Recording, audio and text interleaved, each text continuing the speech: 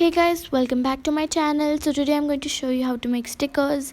And the best thing is that you can make stickers out of any picture you like, whether it be colorful or black and white. You can take whatever you want and convert it into a sticker. So you need scissors, die cuts or any picture you want, and some transparent cello tape. So let's see how to make this.